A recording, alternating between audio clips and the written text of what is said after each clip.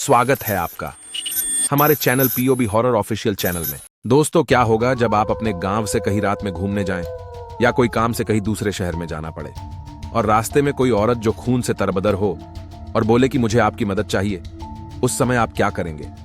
तो आज की कहानी कुछ इस प्रकार ही है, जिसमें एक शख्स और उसका ड्राइवर जयपुर किसी काम से जाते हैं और रास्ते में उनके साथ यह हादसा हो जाता है। चलिए जानते हैं इस भूतिया डरावनी कहानी में क्या होता है उनके साथ। क्या वो जिंदा बच पाते हैं?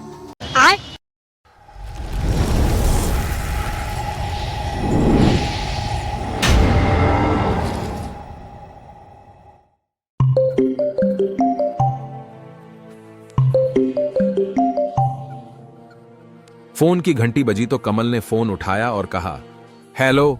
दूसरी ओर से आवाज आई, हेलो, मैं जयपुर से सर्वेश बोल रहा हूं कमल भाई। आपके लिए कुछ खास एंटीक आइटम्स देखे हैं। आप कल सुबह जयपुर आ जाओ। अत्यंत दुर्लभ और प्राचीन वस्तुएं हैं और ऐसा मौका कभी कभार ही मिलता है। मैं आपका इंतजार कर रहा हूं। ठीक है सर्वेश जी, मैं कल सुबह पहुंच जाऊंगा, कमल ने जवाब दिया। कमल ने जयपुर की अपनी तैयारी शुरू कर दी। एक बैग में जरूरी चीजें और कपड़े डालकर गाड़ी की पिछली सीट पर रख दिया। सादुलपुर से जयपुर की दूरी लगभग 250 किलोमीटर है। कमल ने अनुमान लगाया कि जाने में 5 घंटे लगेंगे। रात को 12 बजे निकलूं तो सुबह 5-6 बजे तक जयपुर आराम से पहुंच जाऊंगा। रात का खाना खाकर कमल ने जयपुर के अपने 2-3 दोस्तों को फोन कराने की सूचना दी और अपने असिस्टेंट और ड्राइवर सलीम को गाड़ी चेक करने को कहा। गाड़ी में फ्यूल, हवा आदि चेक करके सलीम ने कमल से कहा, साहब गाड़ी एकदम ओके है। सलीम कमल के हमउम्र ही था और पिछले 4 साल से कमल के असिस्टेंट का काम करता था। जरूरत पड़ने पर गाड़ी भी चला लिया करता था। इन 4 सालों में उसे भी प्राचीन और पुरातत्व महत्व की वस्तुओं की समझ आ गई थी। सारी तैयारी होने के बाद कमल ने अपनी अलमारी से हाल ही खरीदी नई ग्लॉक 36 पिस्टल निकाली। ये ऑस्ट्रिया निर्मित कॉम्पैक्ट साइज की हैंडगन थी जो .45 कैलिबर की थी। उसकी मैगजीन में पूरी 6 बुलेट भरी हुई थी। हाईवे पर आजकल लूटपाट की घटनाएं बढ़ गई थीं, इसलिए सुरक्षा के मद्देनजर उसने गन को साथ लिया था। कमल ने गन के सेफ्टी लॉक लगाया और उसे कोट की भीतरी जेब में रख लिया। सारी तैयारी से निश्चिंत होकर उसने सलीम से गाड़ी बाहर निकालने को कहा और मुख्य दरवाजे को लॉक कर दिया।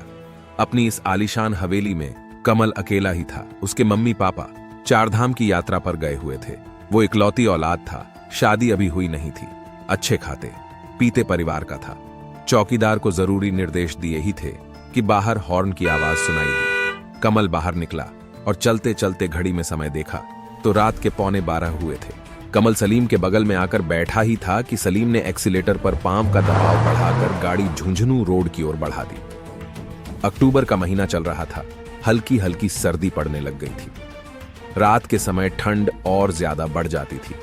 रात के अंधेरे में गाड़ी सरपट भागे जा रही थी। इस रोड पर रात को ट्रैफिक नाम मात्र का ही होता था। कभी कभार कोई गाड़ी दिख जाती थी। खंडेला तक पहुंचते पहुंचते रात के 3 बज चुके थे और अभी लगभग 100 किलोमीटर का सफर बाकी था। खंडेला से थोड़ा बाहर निकले ही थे कि सड़क पर किनारे खड़ी एक औरत हाथ दिखाकर गाड़ी रोकने का इशारा कर रही थी। कमल ने सलीम से गाड़ी रोकने को कहा। गाड़ी रुकते ही कमल ने देखा कि संभ्रांत परिवार की एक औरत जो लगभग 40 वर्ष की थी, लहूलुहान थी। सिर से खून बहकर कनपटी और गालों को भिगोता हुआ गर्दन तक चला गया था, जो अब सूख चुका था। कमल ने खिड़की का शीशा बटन दबाकर खोला तो वो औरत खिड़की के पास आ गई और बोली, मेरा और मेरे पति का एक्सीडेंट हो गया है। हम स्कूटी से जा रहे थे कि एक ट्रक वाला टक्कर मारकर भाग गया। मैं काफी देर से सहायता के लिए खड़ी हूं पर कोई रुक नहीं रहा। प्लीज आप हेल्प करें, मेरे पति घायल हैं और बेहोश भी। कमल ने सलीम की ओर देखा तो वो कहीं और देख रहा था। कमल ने उस औरत से मुखातिब होकर पूछा, आपके पति कहां पर हैं? इस मैन रोड से वो जो सामने वाली लिंक रोड है, वहां एक्सीडेंट हुआ है, आप वहां चलिए। उस औरत ने अंगुली से इशारा कर रास्ता बताया। कमल ने एक हाथ से गाड़ी का पिछला दरवाजा खोला और उसे बैठने के लिए कहा।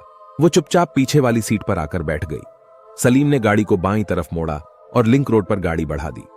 थोड़ी दूर जाने पर कमल ने फिर पूछा, कोई नजर नहीं आ रहा? कहां पर हैं आपके पति? थोड़ा सा आगे और चलो, पास ही है, कहा उस औरत ने। कमल ने बैक व्यू मिरर में देखा। उस औरत के चेहरे पर एक विचित्र मुस्कान खिली हुई थी और उसका चेहरा झुर्रियों भरा किसी बुढ़िया जैसा लग रहा था। भय के कारण सर्दी होने के बावजूद वो पसीने से तर हो गया। उसने उल्टे हाथ की बांह से चेहरे का पसीना पोंछा और सामने सड़क पर देखने लगा। वातावरण में गहन नीरवता और अंधकार फैला हुआ था। कमल ने पुनः उस औरत से पूछा, और कितनी दूर है? हम काफी दूर आ गए हैं, कोई नहीं दिख रहा। कमल ने मन में सोचा, अगर एक्सीडेंट इतनी दूर हुआ है तो ये औरत घायल होने के बावजूद चलकर मैन रोड तक कैसे पहुंची? जरूर कोई ना कोई रहस्य है। बस गाड़ी यहीं रोक दो, कहा उस औरत ने। सलीम जब तक गाड़ी रोकता उससे पहले कमल ने मिरर में पीछे देखा तो कोई दिखाई नहीं दिया। उसे आश्चर्य हुआ कि अभी तो गाड़ी रोकने को कहा था उसने। गाड़ी रुके बगैर कहां गायब हो गई? उसने गर्दन घुमाकर पीछे देखा तो वहां कोई नहीं था। तब तक सलीम गाड़ी रोक चुका था। कमल डोर खोलकर बाहर निकला और पिछला डोर खोलकर अच्छी तरह देखा, पर वहां कोई होता तो मिलता। औरत को गायब देख सलीम भी भयभीत हो गया। बाहर घुप अंधेरा था, केवल गाड़ी की हेडलाइट की रोशनी थी। कमल ने सलीम से झूठ बोला कि गाड़ी रुकते ही वो औरत उतरकर बिना बताए चली गई होगी। उसने सोचा कि सच्चाई बता दी तो वो खामखा डर जाएगा। दोनों वापस गाड़ी में आ बैठे। सलीम ने गाड़ी को यू टर्न दिया और आगे चल पड़ा। अभी मुश्किल से 1 किलोमीटर ही चला था कि गाड़ी झटके खाने लगी और आखिर रुक गई। ये अचानक इसे क्या हो गया? मैंने अच्छी तरह से सब कुछ चेक किया था, सलीम ने कहा। उसने बाहर निकलकर बोनट खोला तो धुआं सा निकला और इंजन बहुत ज्यादा गर्म नजर आ रहा था। सलीम ने कमल से कहा कि शाम को कूलेंट वगैरह फुल था, अब इंजन इतना गर्म कैसे हो गया? उसने चेंबर खोलकर देखा तो कूलेंट नाम मात्र का बचा था। उसने डिक्की से कूलेंट का नया डिब्बा निकाला और चेंबर में पूरा उड़ेलकर फुल कर दिया। सलीम ने सोचा, थोड़ी देर रुक जाते हैं, इंजन जब थोड़ा ठंडा हो जाएगा तब चल पड़ेंगे। सर्दी थोड़ी बढ़ गई थी। कमल की इच्छा चाय पीने की हुई। उसने सोचा कि अब तो मैन रोड पर ही कोई ढाबा मिलेगा। तभी उसे सड़क के बगल में एक जगह से रोशनी दिखाई दी। उसने सोचा हो ना हो ये ढाबा ही होगा। उसने सलीम को रोशनी दिखाई और कहा कि गाड़ी वहां ले चलो, चाय पी लेंगे और इंजन भी तब तक थोड़ा ठंडा हो जाएगा। सलीम ने गाड़ी को सड़क से नीचे उतारा और किनारे पर बनी उस इमारत के सामने गाड़ी रोक दी। ये 1-2 मंजिला पुराना सा होटल दिख रहा था। बिजली कहीं नहीं दिख रही थी, चारों तरफ अंधेरा था। सामने काउंटर पर एक लैंप जल रही थी और अधेड़ उम्र का शख्स काउंटर पर सिर रखे ऊँग रहा था। सलीम ने टहोक कर उसे उठाया तो उसने मिचमिचाते हुए आंखें खोली और बोला, बैठिए साहब, क्या सेवा करूं? जवाब कमल ने दिया और उससे कहा, 2 बढ़िया चाय बना दो। फिर पुनः उससे पूछा कि लाइट क्यों नहीं है, तो उस अधेड़ ने जवाब दिया कि ट्रांसफार्मर से फ्यूज उड़ गया है, इसलिए बिजली बंद है। अब तो कल दोपहर तक ही ठीक हो पाएगी। कोई बात नहीं। कमल ने बातों बातों में उस व्यक्ति से पूछा कि यहां कोई स्कूटी से एक्सीडेंट हुआ है क्या इस रोड पर? नहीं तो कोई एक्सीडेंट नहीं हुआ है। हुआ होता तो मुझे पता होता। वैसे आप कहां जा रहे हैं? अधेड़ ने पूछा। जयपुर जा रहे हैं, कमल ने जवाब दिया। थोड़ी इधर उधर की बातें कर ही रहे थे, इतने में चाय बन गई। कमल और सलीम चाय पीने लगे। चाय पीने की तलब और सर्दी होने के कारण मसालेदार चाय उन्हें बहुत स्वादिष्ट लग रही थी। चाय पीते पीते कमल ने कनखियों से अधेड़ की ओर देखा तो उसका चेहरा एकदम निस्तेज और सफेद सा लगा, मानो कोई मुर्दा हो। एक पल के लिए उसकी पूरी आंखें एकदम सफेद नजर आईं, पर दूसरे ही पल सामान्य दिखने लगी। कमल ने सोचा, ये क्या बला है? कहीं भूत प्रेत की कोई लीला तो नहीं?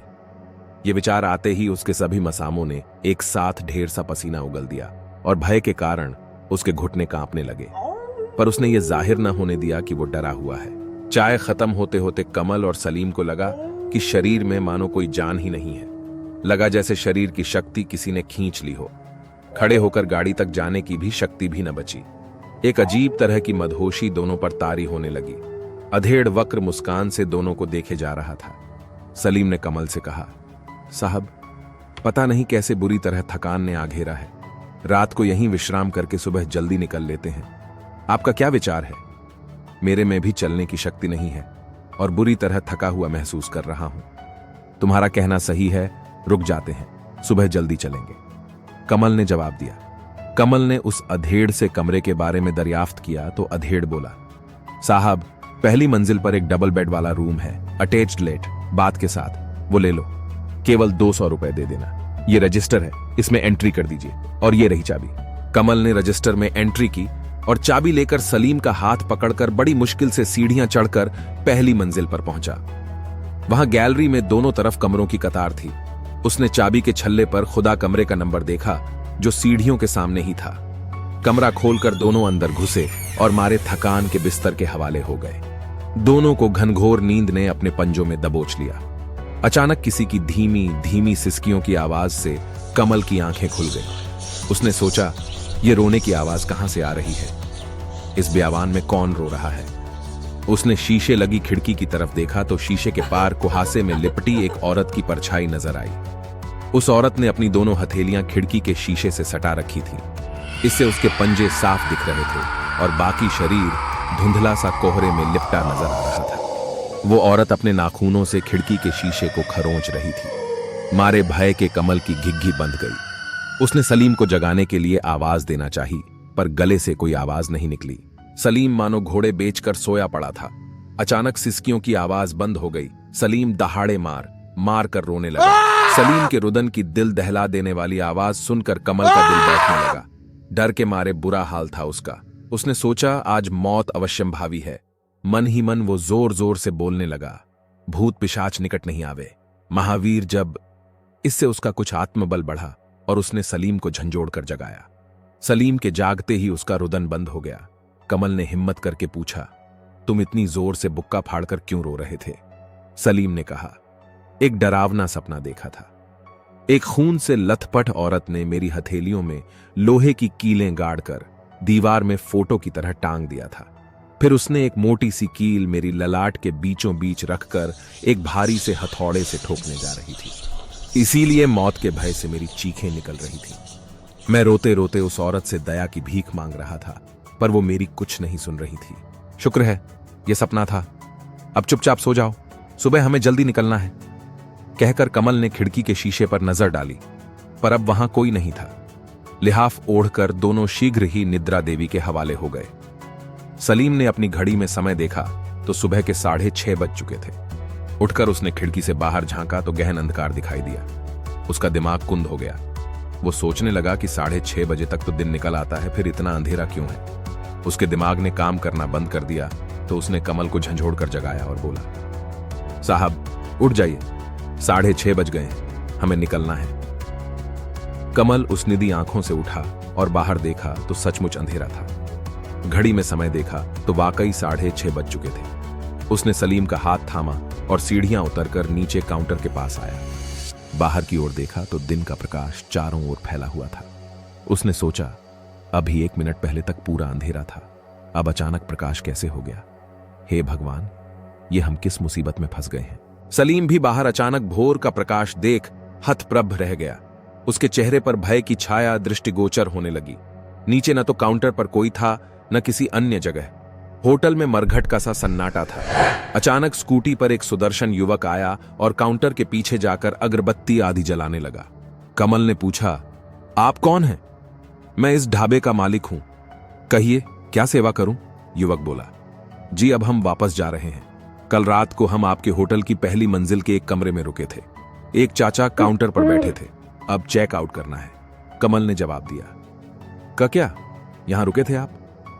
युवक का मुंह आश्चर्य से खुला रह गया और पुनः बोला, रात को तो यह बंद रहता है, मैं तो इसे सुबह खोलता हूं और शाम को बंद करके घर चला जाता हूं। रुकने की जहां तक बात है, यहां केवल एक स्टोर और एक कमरा ही है जो मेरे काम में आता है। किसी को ठहराने के लिए यहां कोई व्यवस्था नहीं है, न ही कोई कमरा। पहली मंजिल पर आप रुकने की बात कर रहे हो, यहां तो पहली मंजिल ही नहीं है। क्या पहली मंजिल ही नहीं है? ऐसा कैसे हो सकता है?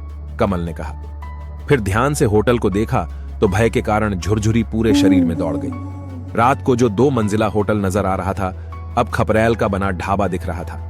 ध्यान से देखा तो सीढ़ियां वगैरह का कोई अस्तित्व ही नहीं था।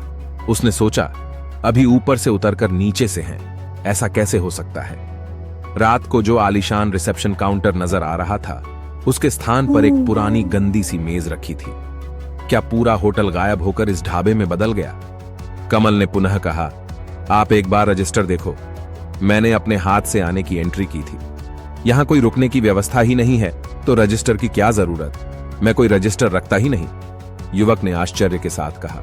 यह सुनकर कमल के चेहरे पर पसीना चुहचुहा आया। उसके मुंह से बोल न फूटा, आवाज गले में घुटकर रह गई। फिर हिम्मत करके युवक की तरफ देखा तो पीछे दीवार पर 12 बाय 15 इंच का माला चढ़ा एक फोटो लगा था। फोटो अधेड़ अवस्था के एक जोड़े का लग रहा था। कमल ने ध्यान से फोटो में मौजूद चेहरे को देखा तो भय से उसकी आंखें फट पड़ी। कल रात काउंटर पर जो व्यक्ति बैठा था उसी की फोटो थी। अब उसने महिला के फोटो पर नजर डाली तो उसकी ऊपर की सांस ऊपर और नीचे की सांस नीचे रह गई। ये वही महिला थी जिसने लहूलुहान अवस्था में मैन रोड पर मदद मांगी थी और जिसे उसने गाड़ी में लिफ्ट दी थी। कुछ पलों तक कमल के मुंह से बोल न फूटा, मानो जबान को लकवा मार गया हो। कमल की यह हालत देख सलीम ने उसका हाथ पकड़कर झंझोड़ा और बोला, क्या हुआ साहब, कुछ बोलते क्यों नहीं?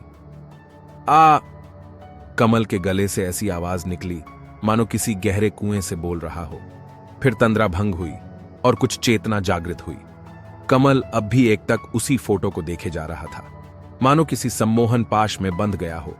ढाबे के मालिक उस युवक ने कमल को एकटक उस फोटो की ओर देखता पाया तो बोला, ये मेरे बाबूजी और मां की फोटो है। पिछले साल आज ही के दिन इनका देहांत हो गया था।